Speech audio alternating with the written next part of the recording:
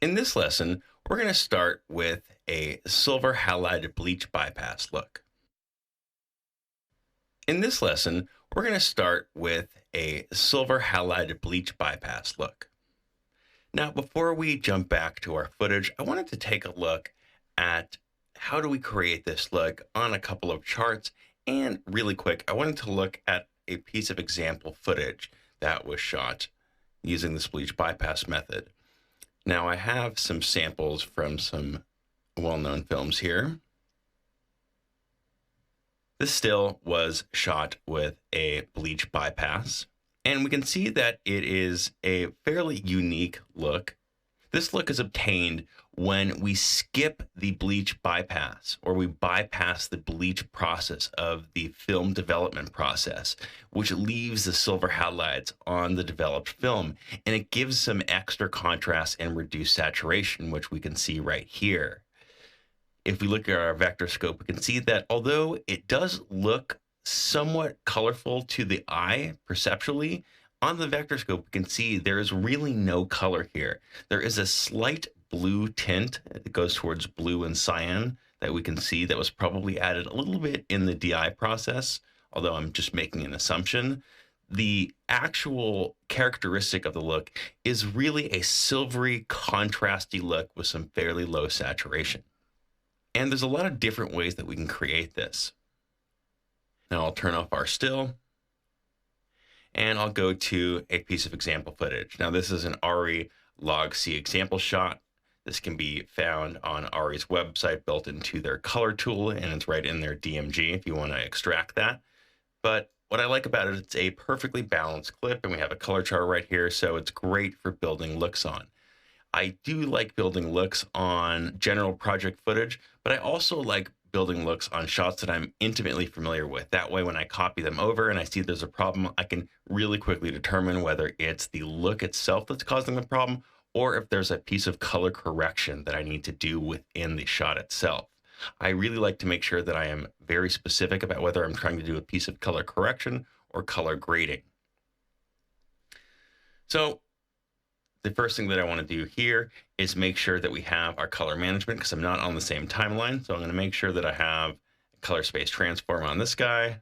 I'll go to ARRI Alexa log C to Rec 709, gamma 2.4.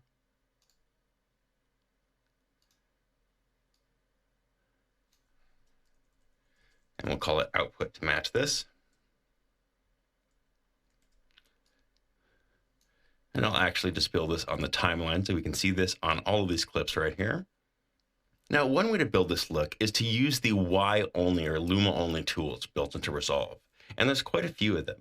The first being the Y only curves. Now to do that, I'm going to ungang these. If they're ganged, you'll see that they're all connected right here. Now to ungang them, I'm going to just select the Y right there. And I'm going to add a control point by holding the Command or Alt button, depending on whether you're a PC or Mac, so that I have a control point sort of right in the middle there.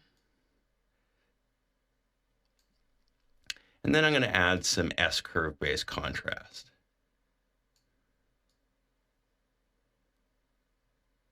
Now you can add your curve however you like. That's just sort of my way of adding that.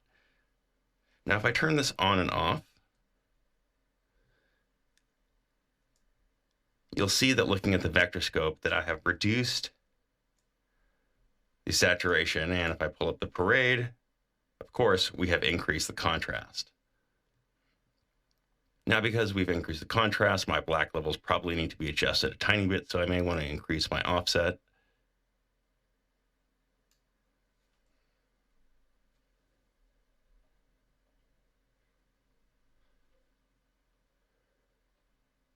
Just so that the contrast is expanding right in the middle of the image. And that's looking pretty good.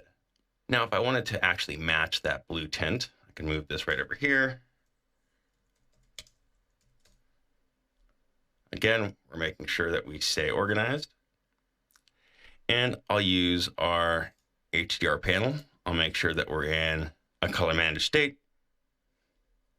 And then using my panels, I'll go to the light part of the image, and I'll slowly take this tiny bit in that blue direction.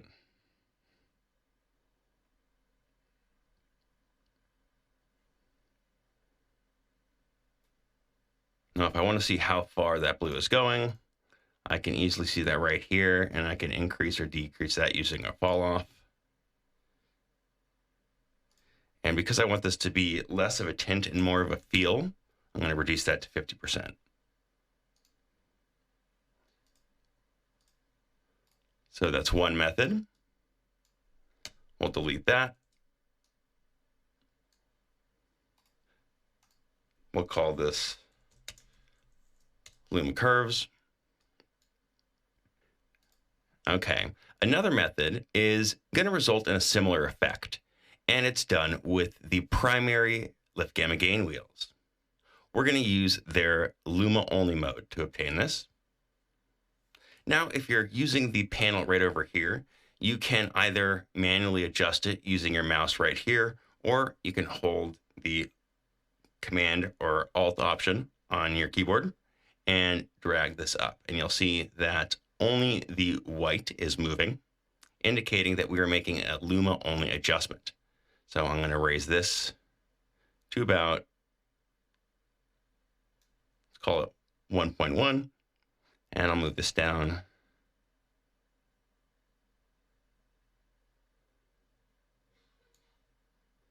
to about negative. And then for effect, I sometimes like to give a tiny kick to the gammas between 2 and 4. Now, if I go to our vector scope and I enable and disable, you'll see we're getting a similar effect. Now, our shadows are a little bit crushed, so I'm also going to want to make a overall adjustment on our exposure for this guy. I'll go to our parade, I'll go to our offset, and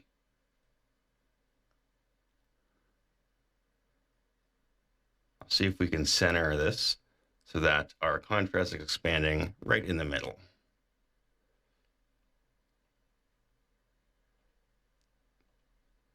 And I'd like to keep as much detail as possible, both in the highlights and in the shadows. Now, if I absolutely have to, I can bring up my lift a tiny bit, but I like to try and keep them equal if possible in terms of the relationship between the lift and the gain for contrast.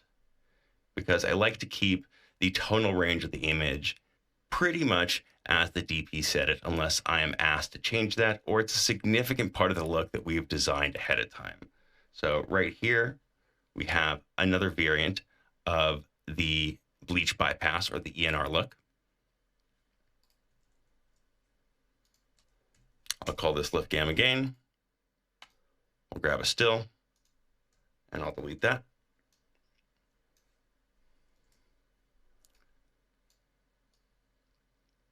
So another way that we can do this is by using the midtone detail.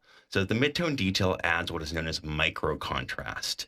And that is usually very useful for instance, cleaning up skin detail or enhancing skin detail. So if you want to actually make someone look uglier, or you want to make them look really rough or gritty, midtone detail is great for that. But it's also great for enhancing contrast. In this sense, that's exactly what silver halide on the film is doing.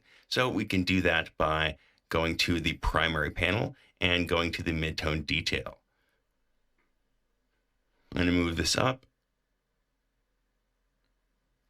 Now, I like to go between 50 and 100. 100 is usually a little bit high for me, so I go mainly towards between 50 and 65.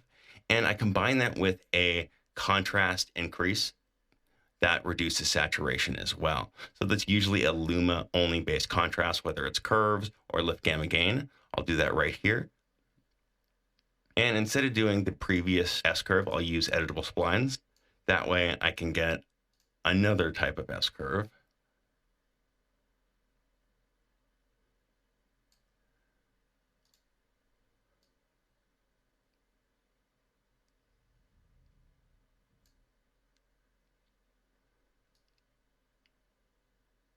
Sometimes I'll soften that out.